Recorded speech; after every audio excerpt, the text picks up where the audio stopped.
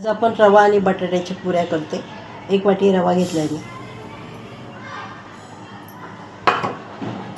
त्याच वाटीने 1 वाटी पाणी घेतले। जेवढं पाणी लागेल तेवढं टाकणार आहे आपण। याच्यात भिजवून घेतोय रवा।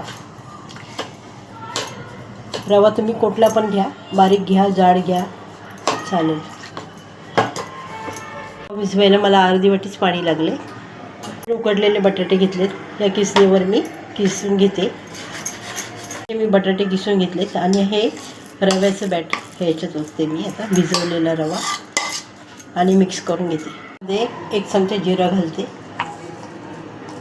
आणि 1 चमचा चिली फ्लेक्स घालते आणि चवीपुरतं मीठ घालते।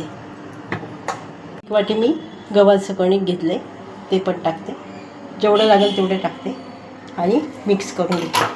थोडी कोथिंबीर घालते आणि चांगलं मळून घेते। मी पीठ भिजवून घेतलं, तर मी गोळा काढून घेतला आहे। असं पीठ टाकते मी आणि लाटून घेते। मी पुरी लाटून घेतली, जास्त जाड पण नाही, जास्त पातळ पण नाही, आणि असं आता कापून घेते।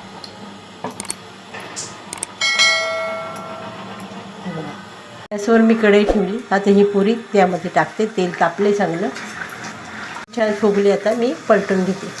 तर दोन्ही बाजून चांगले शेकले। आता मी काढून घेते। बाकीच्या पण अशाच करून घेते। आता मी रवा आणि बटाट्याच्या पुऱ्या करून घेतल्यात बघा, छान होता।